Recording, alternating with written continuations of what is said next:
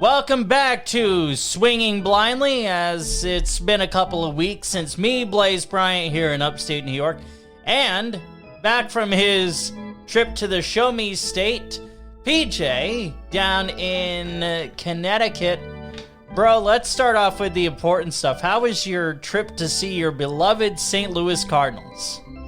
Blaze, thank you again. Love you. Thank you for holding it down. Thank you, Brett, for holding it down, and anybody else. It was a dream come true. It was like literally a dream come true. A hotel, waking up right next to Busch Stadium. You know, not to get into everything we did there, but we did all the touristy stuffs that you do in St. Louis, and then we went to 3 games. One was rained out, and then we also went to a St. Louis Blues game, which was awesome. But 3 baseball games in Busch Stadium, 2-1. 2-1 with me in the building, so not too bad. Nice. And saw Pujols' first home run back in Busch Stadium, which was, you can imagine. I could only imagine. Yeah, so it was great, but I am happy to be back on the Swinging Blindly podcast, Swinging Blindly page, and with you, my friend. It's so good to you. Yeah, it's so good to have you back. Facebook.com/Swinging Blindly podcast, where actually, as of today, April 22nd, when we're taping this, we now have a podcast tab on our Swinging Blindly Facebook page. I created that. I'm getting more episodes up on there. It'll allow you, meaning Facebook will allow you to subscribe. That way, as soon as an episode is published, you will be able to see it, listen to it, and share the living heck out of it, because that's how we grow the audience. So appreciate you listening wherever you get your podcasts, as well as now on our Facebook page. Twitter is at Swinging Blindly as well. So, and we're also live on our live streaming this on video on our Swinging Blindly Facebook page and via the Colorcast Apple app. So all good stuff there. Did you know, Peach, that Colorcast will actually let you record the podcasts? Really? Yeah, I'll actually get a recording of it. So I'm interested to see how the quality of that is. Oh, wow. Yeah. So now we can, do shows if if I'm off, or there's a technical issue, we can work around that. So how about that? So a couple big headlines, and I want to play this audio now, if it's okay with you, Peach. As we know, Miguel Cabrera has been on the hunt for 3,000 hits. The Yankees were in Detroit yesterday. Miguel Cabrera was 0 for 3. Bases, there were runners on at second and third. 2 outs after Jeimer Candelario hit into a double play. Was Miguel Cabrera going to get the opportunity to get to 3,000? Here's how it all played out. This is courtesy of Tigers Radio. They wouldn't dare walk him. There'd be a riot. They can't. I think by rule, if somebody is going for their 3,000th hit and first base is open, you are not allowed to walk that batter. And you have a left-hander on deck. I mean, when you think about it, I mean, it makes sense. But good luck getting out of town if you do it. They are not. No, they are. Oh, man. Oh, man is right. Dan Dickerson, Jim Price on the Call Tigers Radio. The Yankees got out of town with a 3-0 loss. They did take 2 out of 3 from the Tigers in that series. 3-3 road trip, as they only got 1 out of 3 against Baltimore. PJ, I mean, the intentional walk is in my opinion, a very debatable move to make in general. A lot of people are thinking that was the right move for Aaron Boone to make.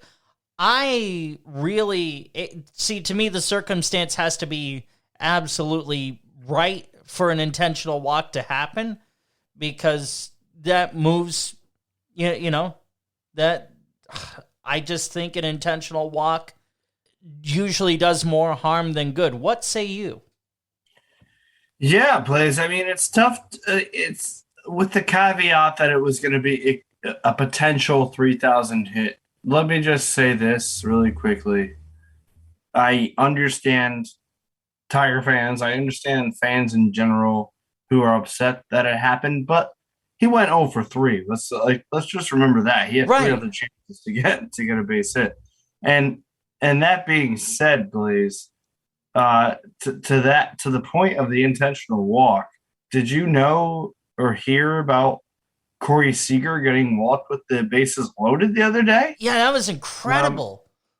Yeah, so it's like it's all, and you know what? And the I forget who, I believe it was the Angels. Yeah, it was the Angels. Bases they ended loaded. up winning the game.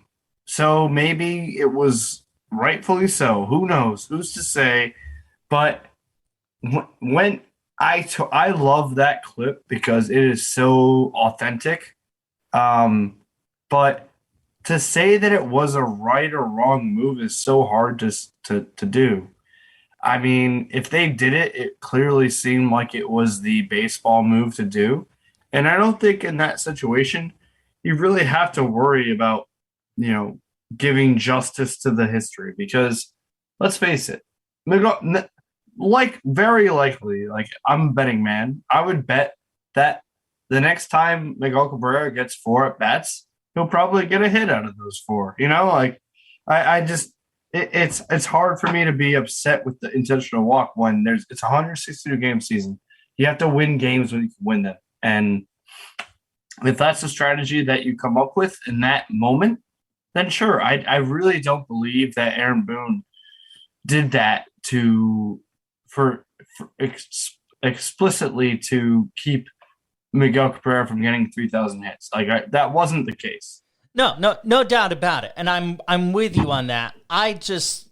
My thing with intentional walks in general is I just didn't think the situation warranted it, even though it is the quote unquote baseball move and the quote unquote baseball decision. Miguel Cabrera was 0 for 3. I'd rather get beat by Miguel Cabrera than what happened the very next pitch. The very next pitch was to Austin Hayes, who hit a bloop single, scoring 2 runs and bringing Miguel Cabrera to third. See, to me, if Miguel Cabrera is going to do that and make history, okay, yeah, as a Yankee fan, am I ticked at the fact that 2 runs crossed the plate? Yes. I also know that's the Tigers' best hitter. And beat me with your best. In your opinion, is that just as somebody, that was against your team, what is Miguel Cabrera the best hitter on the Tigers? I don't think so. At this stage of the game, no. I would say not. I mean, to me, their best hitter is Javi Baez, who's on the injured list. Exactly. Yeah. But even still, look, it's the same thing with the Cardinals and Pujols. Is Pujols one of the more disciplined, better quote-unquote hitters? Yes. But is he the most talented guy right now? No, not at all. And I think Miguel Cabrera probably falls into that sense. Is he one of the smartest, more capable hitters? Sure.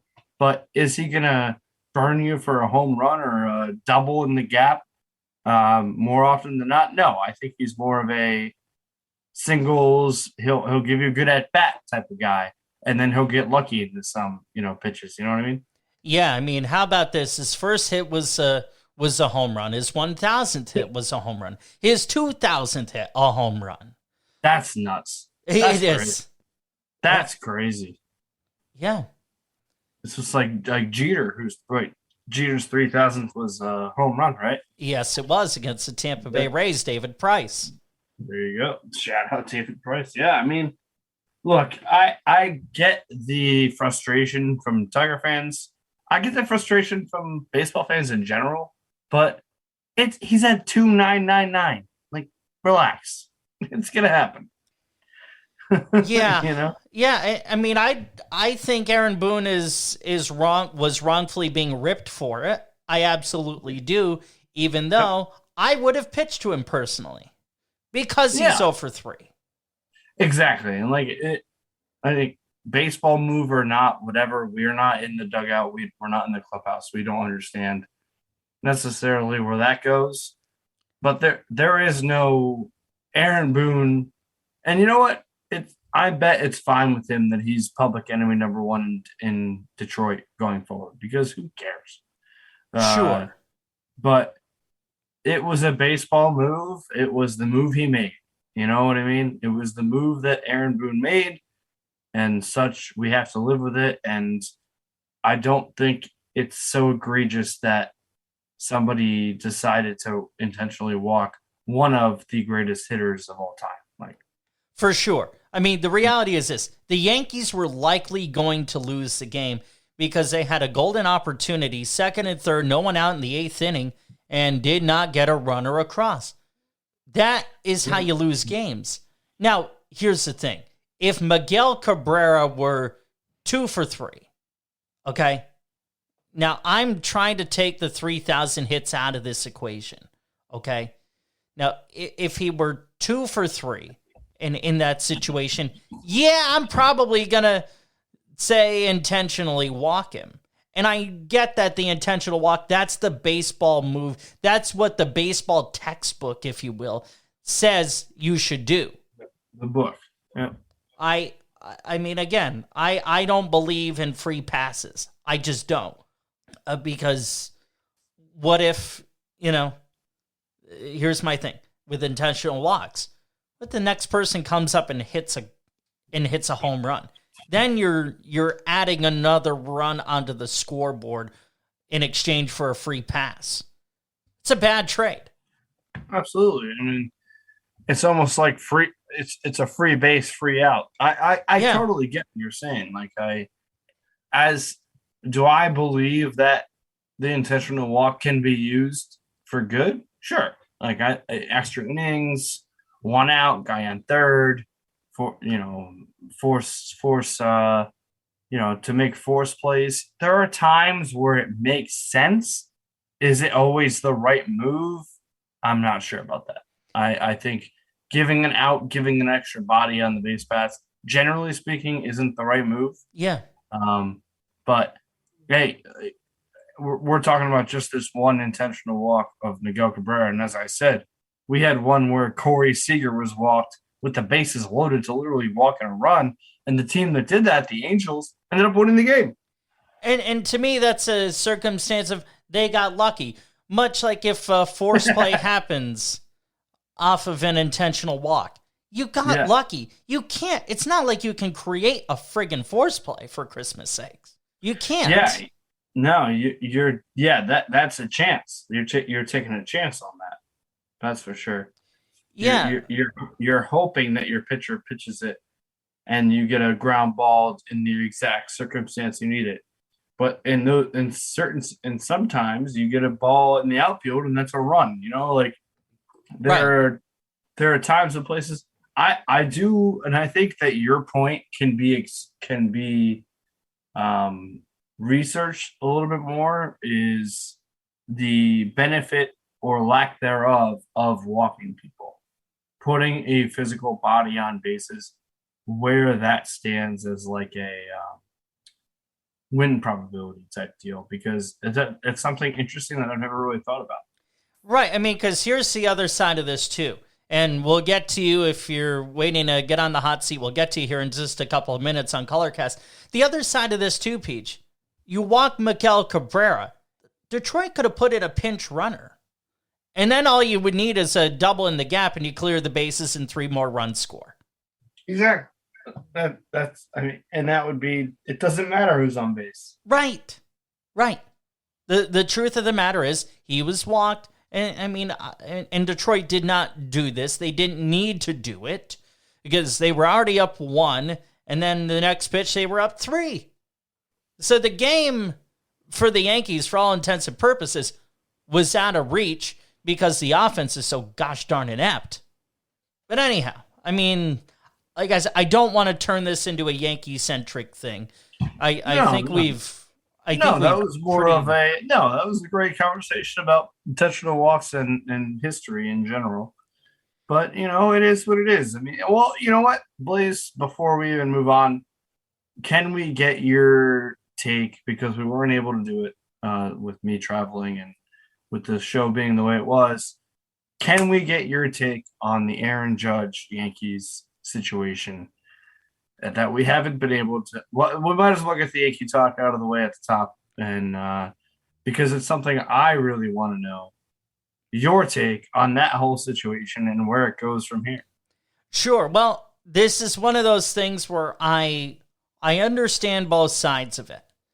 And, the one side being Aaron Judge is saying, okay, 7 years, $213 million. You've spent more money to get players from the outside than you are on me, when I've been this homegrown talent that is the face of the franchise, where a section in right field is named after me. I should be worth more than $213 million for a 7-year extension. Now, on the Yankees side of it, Brian Cashman is saying, okay, Brian Cashman and crew is saying, okay, this is a really fair extension. You're getting $30.5 million a year, with this 7-year extension. You're 30 years old. Injuries have been an issue, though. Last year you stayed pretty healthy. It's one of those things that is tough, and I am looking at this, and as you know, I tend to look at things a little bit more big picture. I think the Yankees' offer for an extension was a very fair one, because Aaron Judge is 30 years old. He's had an injury-riddled history. Yeah, he stayed healthy last year. Is that an anomaly, or has his conditioning improved? The answer to that is we don't know. There's still another 150 games in the season yet to play out. Now, and like I said, I get it from the Aaron Judge standpoint as well. So I wish, I guess if I were to come down on one side or the other, I lean more toward Judge, because the Yankees should have done more to lock something up with him instead of giving Aaron Hicks a $70 million extension, which has turned out to be a bust.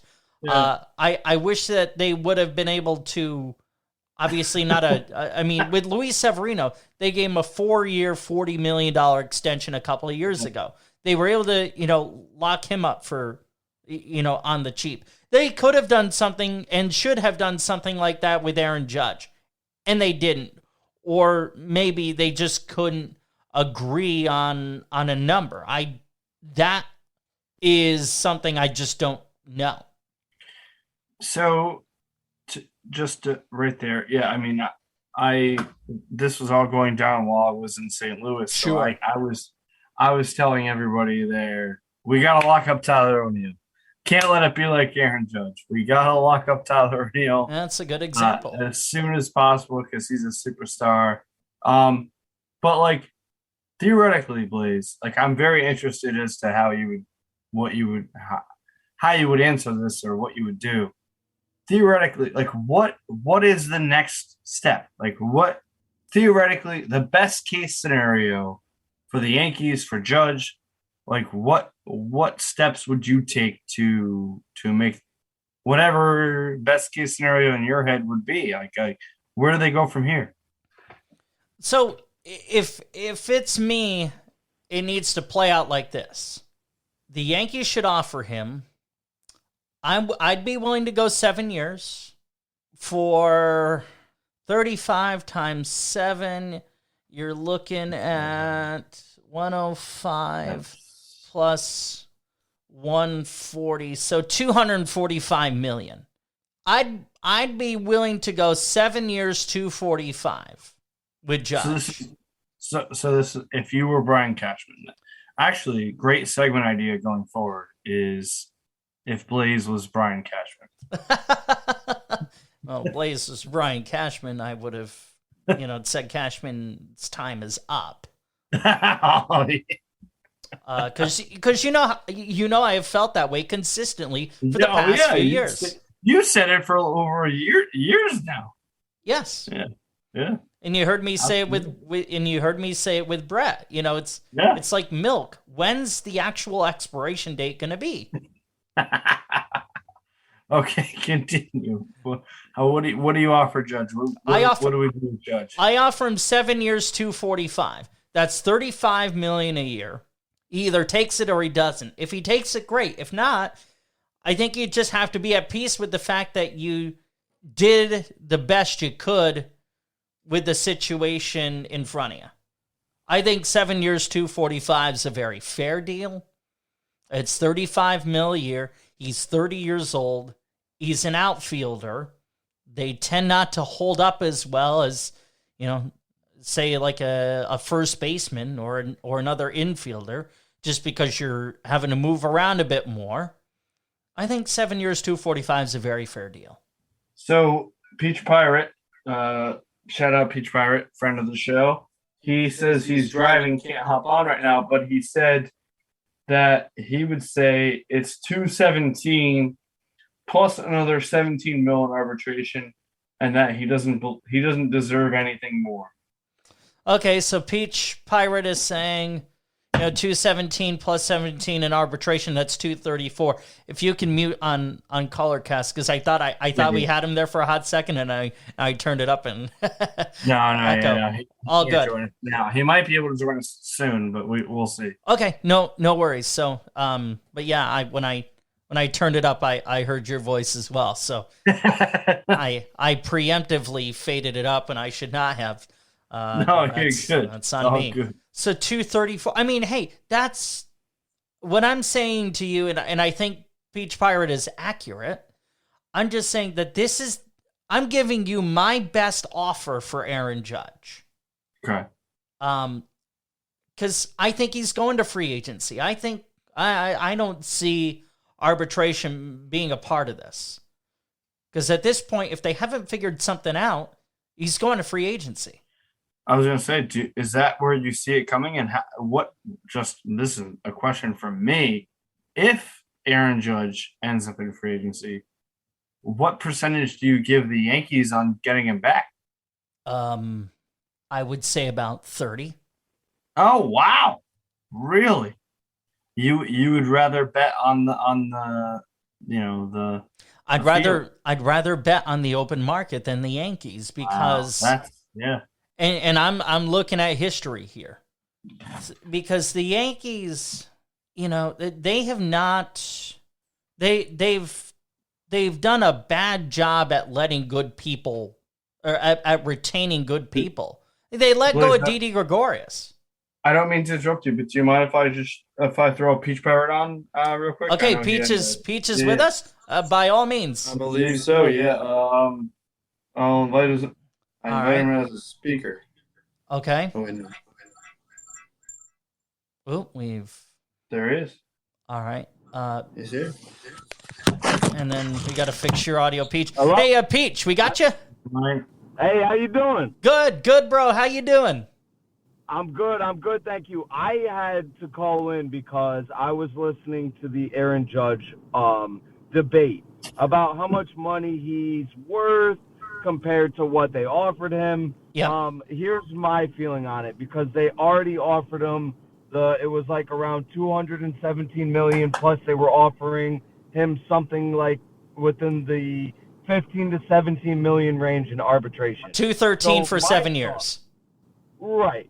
So my thought though was to this, okay? If it's about whether he gets paid now, like whether he wants $40 million a year now or $40 million a year when he's 36, 37, what's the difference? Yeah. Right? But if he wants more than 7 years, I don't think any baseball player from here on out, from the whole A-Rod situation for Yankees and everything else, no baseball player should have a contract more than 7 years. I'm with you That's 1,000%. Injury. Absolutely. That's because of injury. That's because of like they have to take care of their bodies, and we're paying them to basically maintain their peak level of performance. Then they don't deserve anything more than a 7-year contract. And that's pushing it already. Yeah, I mean, I think I agree with you completely, because especially when you're 30 years old. I mean, see, that's the thing. I would love for them to keep Aaron Judge, but if he wants more than 7 years, I don't think any baseball player is worth that. Guy is a beast. He is the best player in MLB, and I still wouldn't, as a owner, offer him anything more than 7 years. We can renegotiate later on down the road. I don't want to keep paying you for years that you're no longer productive. And right. That's not a knock on the type of person or player he is, and I do agree. Players should get as much money as they can. Yeah. Where does that fall as far as years? If you want as much money as you can, okay, you want $40 million a year right now, Aaron Judge, they offered you $217. They should be able to somehow fit that number within, what they already offered him. If he wants a longer contract, that's something that I don't agree with by any team necessary. Any team, whether that's Yankees, Cardinals, it doesn't matter. I'm with you. Angels, all of that. So so let's just talk about this though. Do you think that his point though, in that the Yankees have spent a lot of money, $650 million thereabouts, between Garrett Cole and Giancarlo Stanton, people that they got on the outside, and Aaron Judge is kind of feeling I kind of got screwed here, because here I am, this homegrown talent, face of the franchise. You've got you've got the section in right field, and the judge's chamber. That's what it's called. And you have a John Sterling call that has such a great name that is used in a lot of the Yankee PR. I mean, I understand his point of, this team has kind of been screwing me because of all the money they've spent on people from the outside, and they're not taking care of me on the in. I disagree with that completely. And the reason I do is because Aaron Judge could not win a championship without the additions they've made, with the Giancarlo Stanton, with the Garrett Cole, with everybody else. Aaron Judge does not have the star power, nor would he be able to carry an entire team on his back through the playoffs and get the championship. So until you actually find me a player who's actually somewhat worth that, which in this case would be Mike Trout, that would be the only person we're actually giving a contract for more than 7 years or more than what has already been offered. $217 million is a lot of money. Yeah. Oh, Peach, I got to turn you down, bro, because your phone's breaking up. No, that's not me. What? No, we're good. That's probably me. I'm in a bad service area. Yeah, all good. But I mean, your point is $217 million is a lot of money, which you're absolutely right. And I mean, and you're 30 years old. Take it. I'm with you, bro. I'm with you 1,000%. No other. If you want to go to the Marlins and get that money, but you're not ever going to win a championship. Exactly.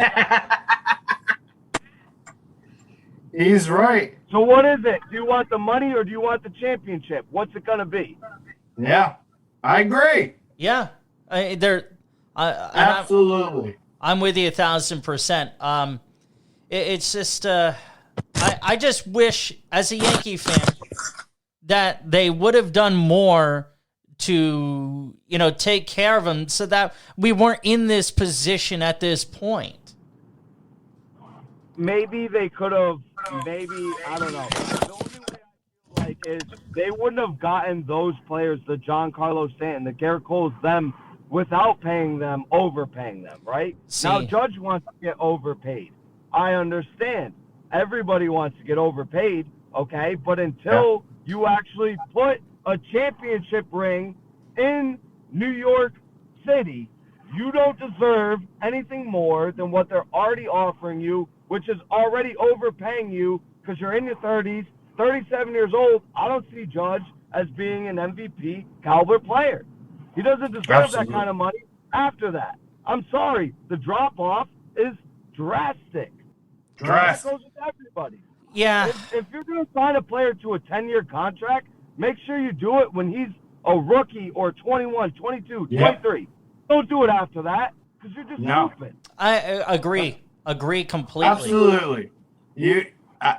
I just want everything that Peach Pirate here is saying is, as a Cardinal fan, I'm glad. Am I ecstatic that Pujols is back? Sure, but the Angels paid $200+ million for a 31-year-old Pujols, and we don't even know if that's his exact age. And I couldn't be happier because his years, did he have one or two good years right away as an Angel? Sure, but they didn't do it. They didn't win anything, and it's the same thing with Judge. The Judge hasn't won anything. Like I understand that the price goes up because of that's just the way baseball is, but it's so tough to ask for that much money at 30 years old. Yeah, absolutely. And if he's worried about making money now, then maybe a short-term contract with the Yankees, like if he wants to get locked up for a little bit, the 7 years, $217 million, most of their contracts can be renegotiated before that 7 years is up. And I'm sure he could have somehow worked that into that contract. Yeah. But he's looking at it in the right now, not the bigger picture. And that's where I have a problem with it. Sure. The Yankees are trying to bring a championship to New York, and they're not going to do that just based on Aaron Judge's production alone. Yeah, I got to say, who won the contract war and kicked ass big time is Carlos Correa. 3 years, 105 million with opt-outs each year. He has championship rings. He has championship rings to back that up. True. Yeah. It's a fact. Absolutely. That's one thing Aaron Judge does not, and that's no knock on Aaron Judge because he has been an amazing player for the Yankees. Yeah. And I do think that the $217 million contract that they offered him was very fair. Yes. Now, whether it's about money up front now or in the back end, I don't see that really being a matter for the Yankees. Whether he wants $50 million this year and then 35 down the road, who cares? But after 7 years, you don't deserve it. You're 30 years old. You haven't brought a ring to the team yet. And yes, there was the whole scandal. I'm just fading Peach down until the. Okay, start again with the scandal. You broke up. Okay, Peach, we got to drop you, man. I know you're in a bad spot, and it's now we're hardly able to catch. Peach, hold on. Let's give him a second. Okay, let's try it again. Start again with the scandal. The team could have had an excuse. Start again with the scandal. I just think they're using that excuse. Oh. Okay. I just think they're using that excuse to every team. Every team cheated. Oh, sure. No doubt about it. Yeah. I think we got you back now. But yeah, I think your points are right on. No doubt about it. What else is on your baseball mind, my dude? I'm thinking if a team offered me $217 million for 7 years, I would be burying bodies for them in the backyard and not say a $217 million, I'm foaming from the mouth. So I think just based on a human standpoint, you're never going to spend that kind of money in your lifetime. Take what you can get and take that money to the bank and laugh your way to the bank, because that's all you can really do at that point. Yeah. I love it. I love it so If you're much. going to complain, I don't want to hear it. Yeah. I love it so much. You always, my guy, listen, you always seem to hit the points right on the head. Thank you. I do got to let you go because I'm about to lose you, though. All right. Well, hey, thanks for chiming in. Thank Safe you, travels, Beach. bro. Love you. Thank you, fellas. You Love bet. you guys. Love you too. Love you so much. Appreciate you. So there we go. There's the Peach Pirate weighing in about the Aaron Judge situation, and I think he's spot on, bro. Yeah, I mean, it's tough to argue, that's for sure. And we were pretty I much, think- we were pretty much saying the same thing. Yeah, but I think the conversation needs to be had too. I think, like, in general, people, what the last thing that Peach Pirate said there is that if somebody's offering me this amount of money, I would dig Yeah. dig graves for them. I mean, that, I think, like, to me, like, so I do a wrestling podcast. I'm a wrestling fan. Like, Right. These guys get paid a good amount of money to do the thing that they do.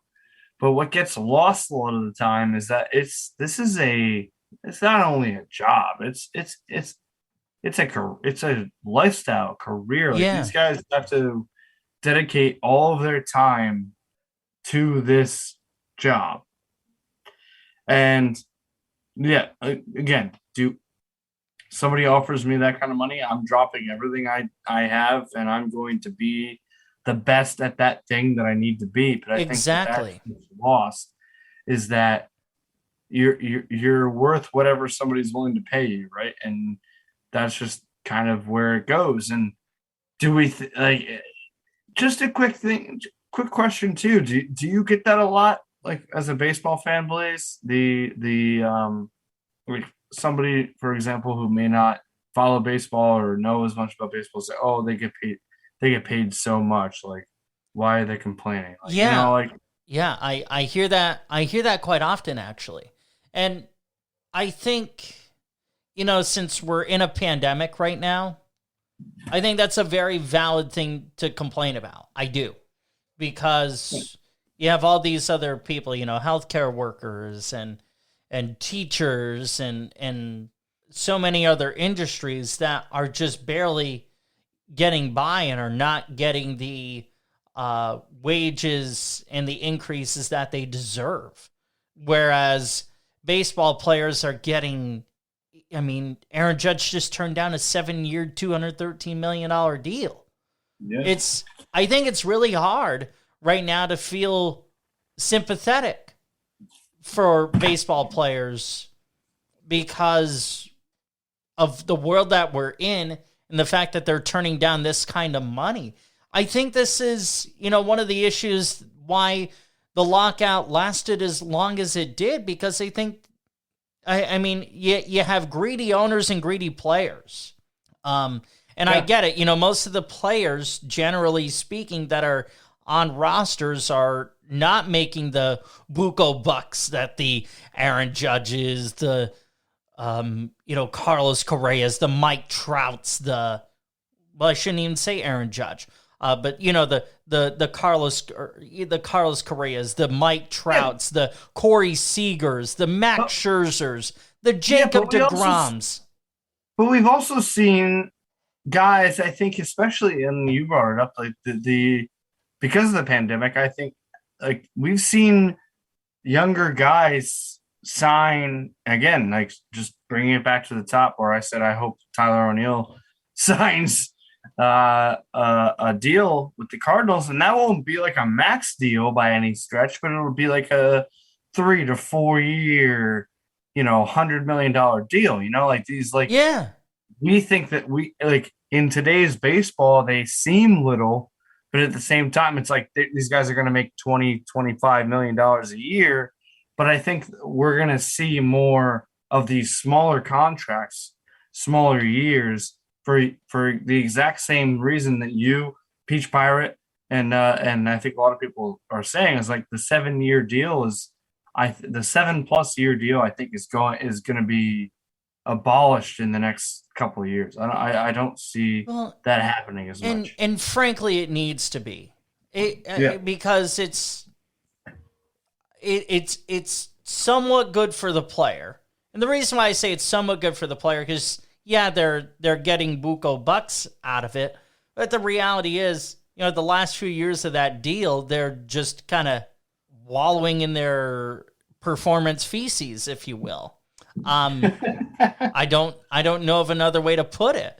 And sport that where you can benefit off of year. I mean, I know what football, sure, basketball, I guess, but in baseball, you have one good year where you hit 300, hit 30 bombs, driving 80s, maybe steal 10, 15.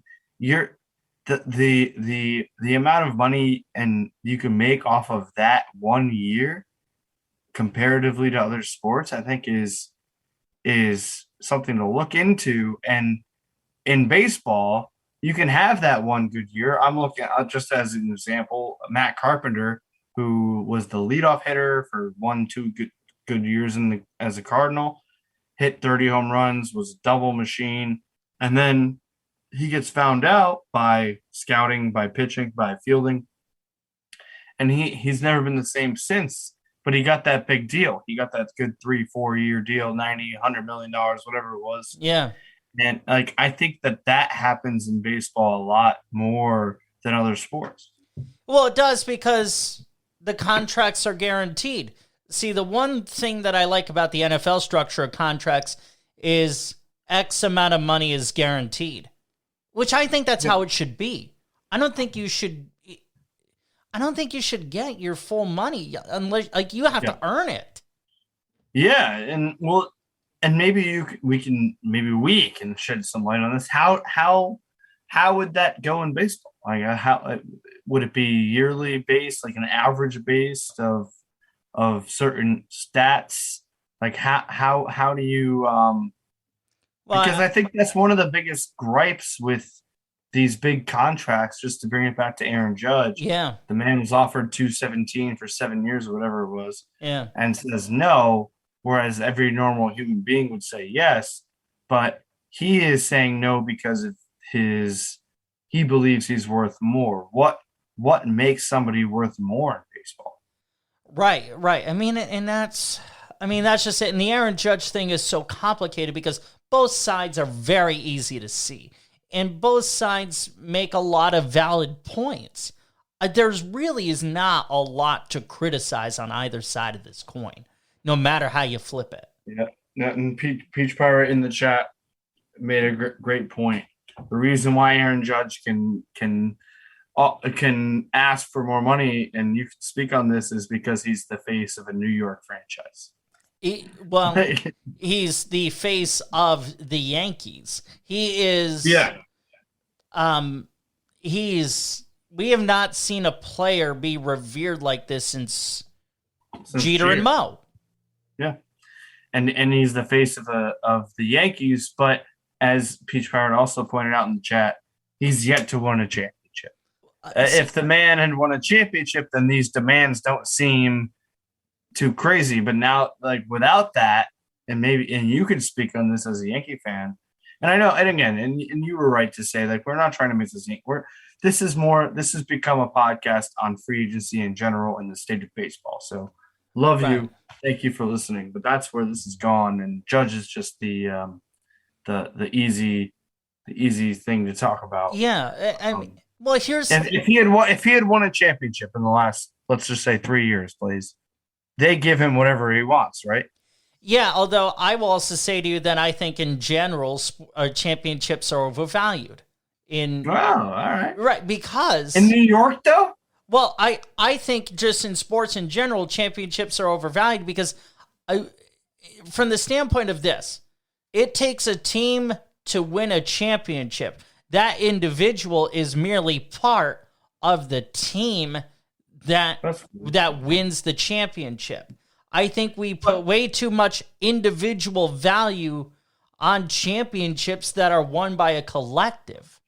But you would agree that there is a singular, if not 2, 3 at the most, faces of that particular franchise. Oh, sure, no doubt about it. And When do I people think like if the Yankees, let's just say, just for argument's sake, sure? the Yankees win the 2022 World Series. Yeah. Who is front and center on the videos, on the who's doing all the interviews post game? Like who it's Aaron Judge. I mean, it's Judge Cole, I guess, maybe. Probably, although I mean, Garrett Cole needs to stop talking to the media because he needs he needs to be coached. I guess the point that I'm trying to make, Peach, to answer your question, I think it all depends on who came up in the clutch, who came through in the clutch. Maybe Aaron Judge didn't, and Giancarlo Stanton did. And if Giancarlo Stanton came through in the clutch and Aaron Judge didn't, then guess who's going to be doing those interviews? Giancarlo Stanton. If Isaiah Kiner-Falefa comes through in the clutch, Aaron Judge is not. IKF's doing those interviews. I think it all depends on who came through in the clutch. I absolutely believe that because the New York media, generally speaking, that's who they go to. Okay, the Yankees win the World Series. Let's just say 4-2 over the, I don't know, the sure. Nationals. I don't know. Well, it's not going to be the Nationals. Let's say. I'm sorry. Let's say the Cardinals, just for me to rub it in. No, I'm kidding. The Dodgers. Let's just say the Dodgers. Yeah. So they win. The Yankees win 4-2. Sure. It's Yankee Stadium. Aaron Judge goes 3 for 17 in the series. Has 1 home run. IKF is 6 for 19 or 18, whatever. Has a couple. You don't think that they're going to Aaron Judge almost immediately, regardless of what happened in the World Series. I'm not saying that they don't go to Aaron Judge. I'm just saying, now here's the thing.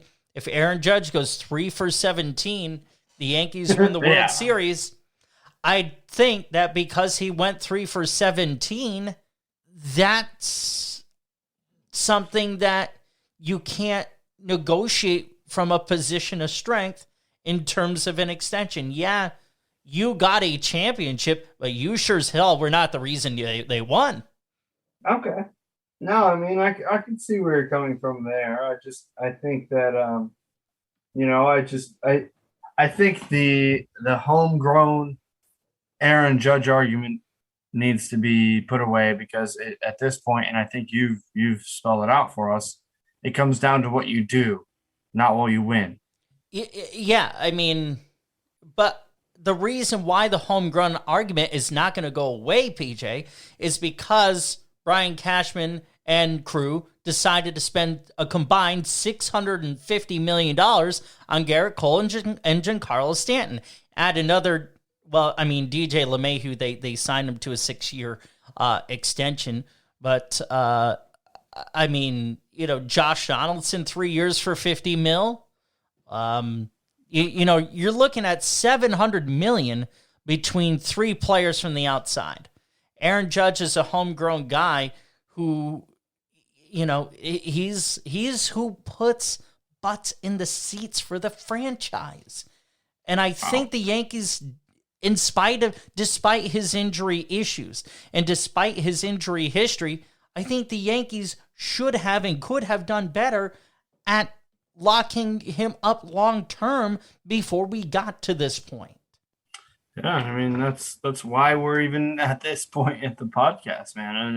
And it's an interesting question. It's an interesting thing to tackle because it's gonna, and whether or not you like it, it's going to be a topic of conversation probably throughout the whole year.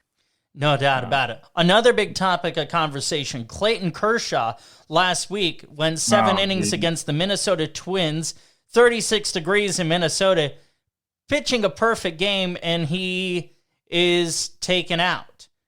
I happen to think Dave Roberts made the right move because he's put in a damned if you do, damned if you don't situation. Clayton Kershaw continues to pitch and he gets hurt because it's 36 degrees in Minneapolis, then Dave Roberts gets killed for leaving an injury-prone pitcher in the game too long. Yeah, so I mean, as a baseball fan, I think you can agree it stunk to hear that and see that happened. 80 pitches taken out in the 7th inning. I actually was in the hotel lobby getting ready to get a ride to the airport in St. Louis. Right. And when I was following it on my phone, like the game cast, and saw that he got taken out, I was upset. It stunk. I wanted to watch it, but in a baseball sense, it was clearly the right move. And Kershaw himself wasn't. It would have been one thing if Kershaw had gotten like upset and like demanded to stay in, but no, he understood it was the way that it should have gone, and he explained afterwards. You know, the late start to spring training. Yeah, he personally didn't get his own work in, and you know he got it in too late. He's like, it all made sense, but I do want to stick up for and defend the hardcore baseball fan that was so upset, because that's what you do as as an armchair baseball guy. You get upset about stuff like that, and I'm here for that.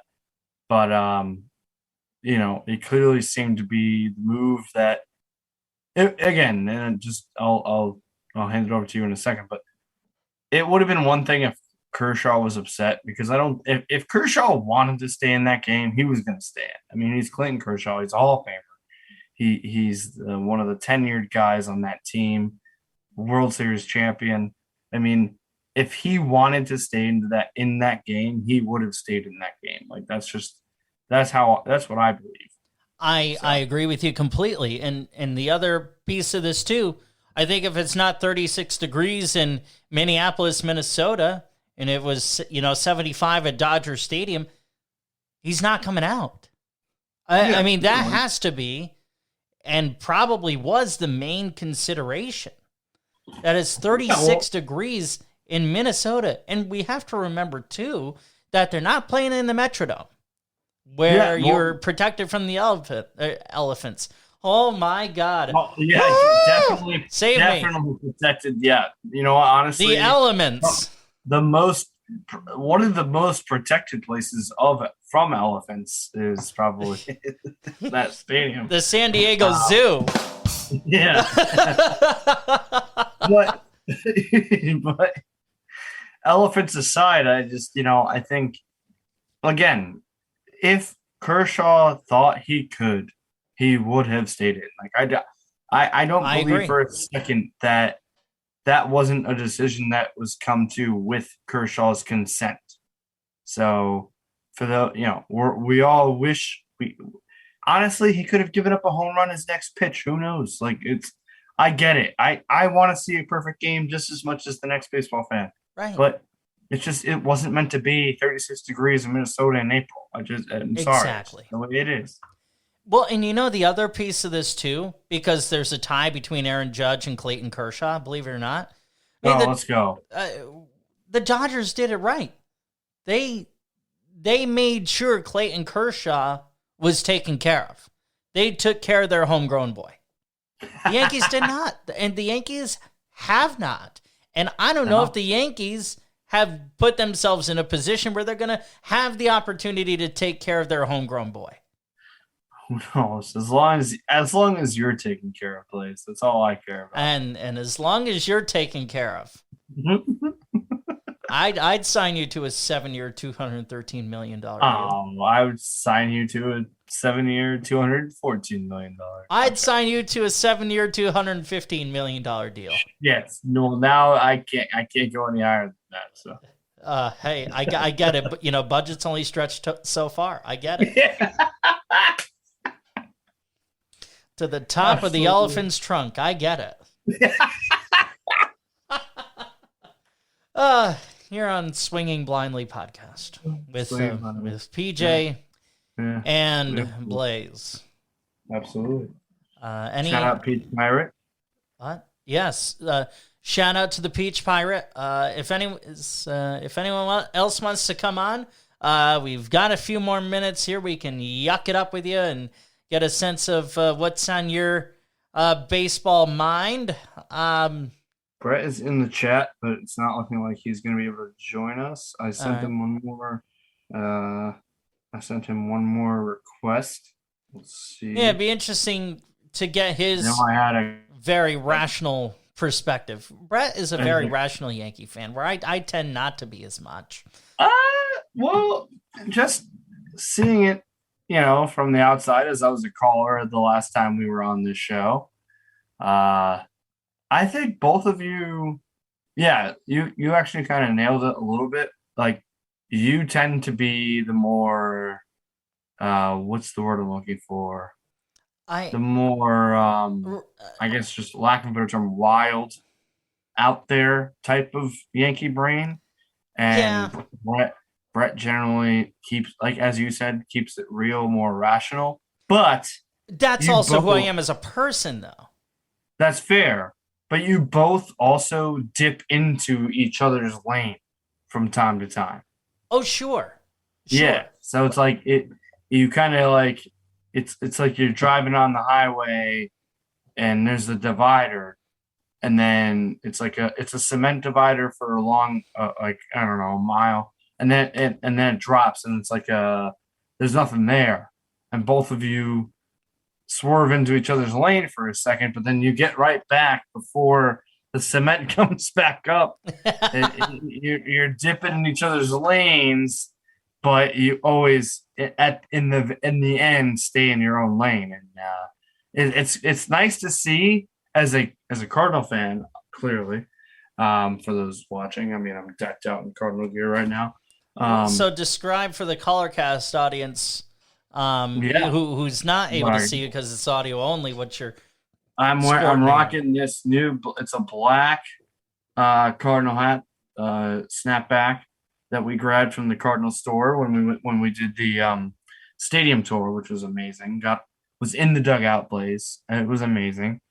I spit my gum out in the dugout garbage with hopes that somebody would spit their seeds or whatever. What have you in there? And touch your gum. And touch my DNA. Yeah, exactly.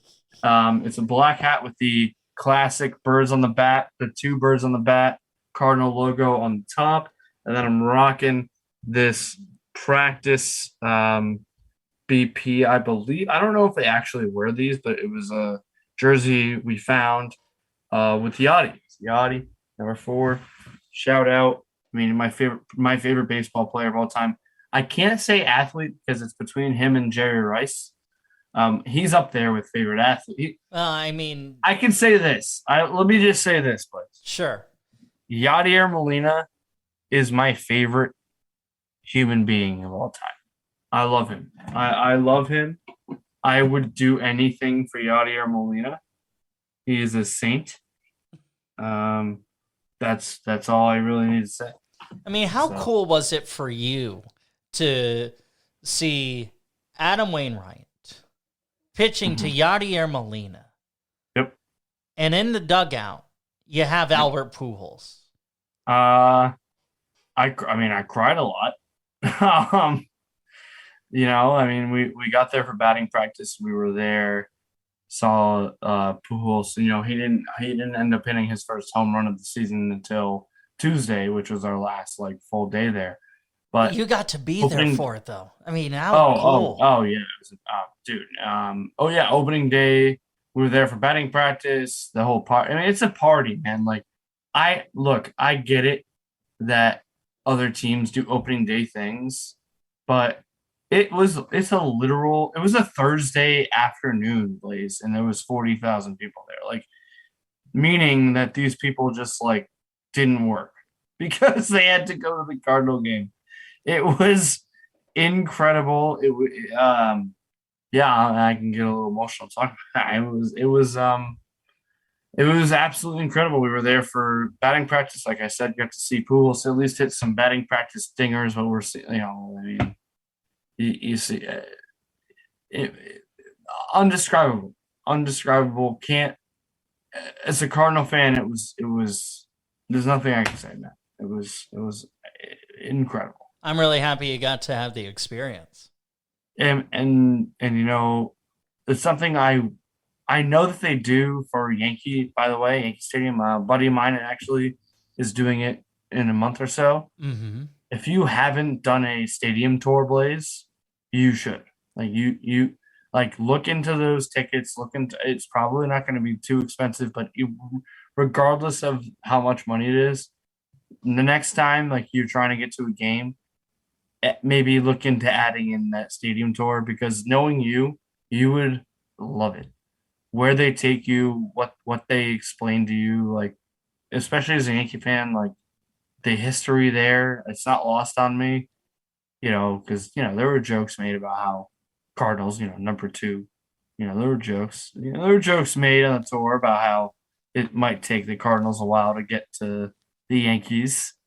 So the amount of history for the Yankees is just crazy, and knowing if you haven't done it, look into getting tickets to a stadium. I'll have to do that, and you should absolutely. And in all honesty, if I ever got the opportunity, and I would love to do this, I would love to meet John Sterling. I absolutely would love to, and I'd love to meet Susan because, I mean, hey, they're legends. For me, they're my eyes for the game. Yeah, they're legends. They are. I mean, even if they sometimes say some very interesting things, which God, bro, I wish I had the audio for this, and I'm not able to pull it up, but because we can tease it though, really quick. Is that like we're gonna do a? You want to just say it right now? Going forward? Once in a while, we're going to sprinkle in a little Sterling Says segment, which is where John says something that's just so outdated and so entertaining. For instance, he was doing he read this ad for, I think it's Storage Blue, which is this storage company. And it did the ad perfectly, as John does. I mean, the guy's ad reads are absolutely phenomenal. And without missing a beat, he just goes, Susan, I went to the closet and I felt like I needed Storage Blue because everything started, falling out because I had to grab the big bag. It was like Fibber McGee and Molly. Just like this radio show from the 30s or 40s. It's just, I mean, but it's classic. Like it's stuff that needs to be. These are like all jokes aside, Blaze. Like I love when Sterling gets a call wrong, but all jokes aside, these are legends. Like have been doing it for what 30 years plus. I mean, John, let's see. John's been with the Yankees since '89. Was with the Braves before that. Susan. I mean, she paved a path for women in sports reporting. Absolutely. Any woman who is a sports reporter needs to look up who Susan Waldman is and what she did. Because no matter what you think of her analysis, or no matter what your views are of some of the things that she says, that is indisputable. And that is something she should be revered and regarded for until the end of time. Absolutely. I mean, I think it's that I don't look. I'm a little biased. I'm a Cardinal fan. Of course. Yankee fans for my whole life. I've listened to the fan my entire life. Do I think that they are the best at this current state? No. But at one time was the duo of John Sterling and Susan Waldman. Yeah, Susan Waldman. Mm-hmm. Like they are and I think for a lot of people, because the Yankees are so national, you know them. Like you know them just by their voice. Straight Yeah. plain and simple. And another thing that they do too is they they give you a little glimpse into their personal lives as well. I mean, not much of one. I mean, they do a very good job of being guarded about what they say and what they don't. And they've been together for, I think this is their 18th year. Because Charlie Steiner, who was with John before that, and I miss Charlie doing the Yankee games with John. I don't remember that at all. Yeah, Charlie Steiner was with the Yankees, and he's actually the one, a lot of people forget about this, who called the Aaron Boone home run off of Tim Wakefield in Game 7 of the ALCS. Yeah. That's crazy. 03. Yeah, that's no way. It was Charlie Steiner. That was Charlie Steiner who called it, not John Sterling. Wait, and who is Charlie? Is Charlie Steiner related? Chuck Steiner? Is he related to somebody? I'm not sure, but Charlie Steiner has, I believe, after that, I believe he's been with the Dodgers since. And you know, you have, I mean, there are multiple theories out there that, John was upstaged by that, which I find hard to believe. Also, too, there was a guy named Ross Porter who was a radio announcer for the Dodgers. What? That rings a bell, Ross Porter, yeah. Ross Porter was this kind of like cowboy-sounding guy who retired in right at that same time. So there was the opening, and I mean, Charlie had the opportunity because Ross Porter was like the main play-by-play voice for radio, because Scully did both radio and TV. It was simulcast on both for the first 3 innings, and then Scully went to TV. I mean, Charlie Steiner had the opportunity to be the main play-by-play voice following Vin Scully on radio on inning 4 in the Dodgers market. Like, how the hell do you say no to that? No. You don't. I don't give a crap who you are. I mean, because it's that whole upward mobility thing. Like, you're waiting for John Sterling to get out of the way in 2004. That's not happening. I mean, yeah. So, really, really weird and I guess it's not that random. But did you know, Blaze, that Harry Carey did Cardinal broadcasting with Jack Buck longer than he ever did Cubs? I did. Broadcasting? Yeah. I did. How about that? Harry Carey, Cardinals and Cubs. I mean, yeah, and the reason why he left was it was some kind of it was some kind of dispute with the DeWitts. Okay. Did you also know that Bill DeWitt played at a baseball game? I think I did know that. And he was like the midget that the Reds had on. I'll have to look that up and we'll get back to you. But just a couple of fun facts. Interesting. Yeah. I mean, what else? Because we got to wrap this up here. What else baseball wise has stood out to you, for the past couple of weeks here? I just want to say shout out C Mac Bride 13.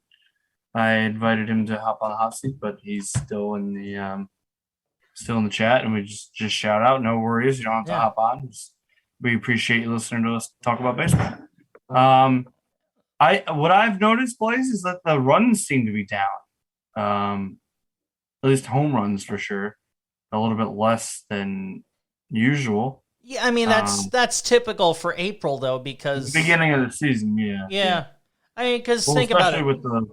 Yeah, go ahead. Yeah, I mean the late start to spring training and everything, and Yeah. just with it being colder. I mean, bro, what about this this guy and the Yankees are going to be facing this weekend? Stephen Kwong of the Guardians. This Love kid it. is on a flipping tear. Oh, I love him. I added him in my fantasy team the first week of the season. Yeah. 100%. That, you know what? In general, Blaze, the people I know based on time, I don't know. Whatever your gripe is with baseball, I understand.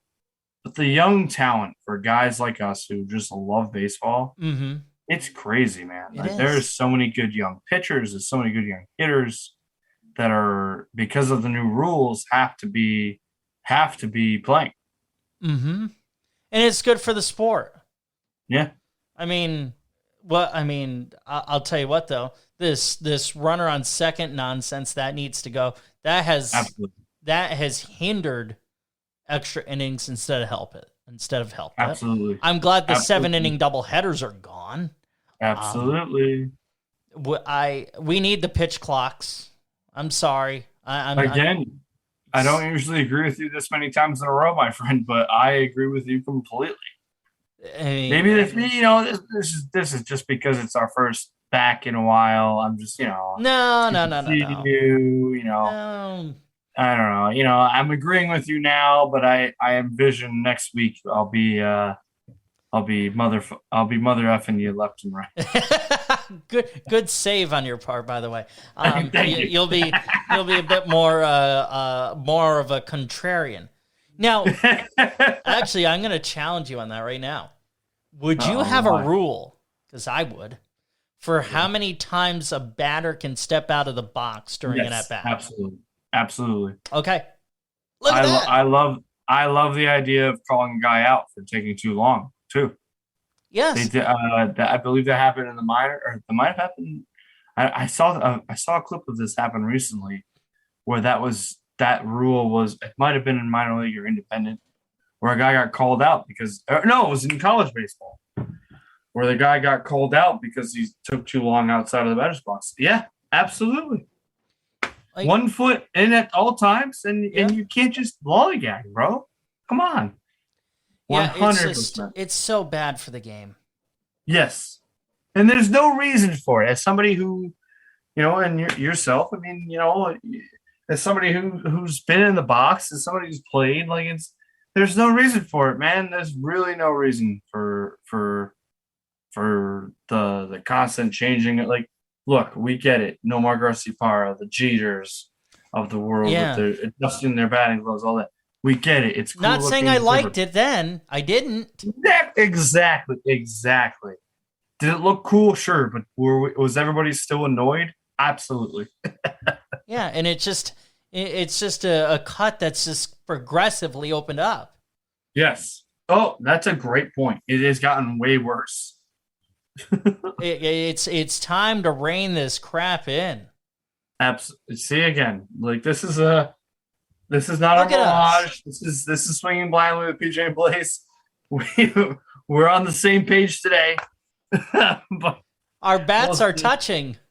But you had to do that. You nasty man. Oh my gosh. You took it that way. No, I didn't. Yes, you did. You whiffed. No, that's on you. You whiffed. You. Oh, get out of here. You're disgusting. Oh my gosh. If they listened to the last minute, they wouldn't even know we were talking about baseball.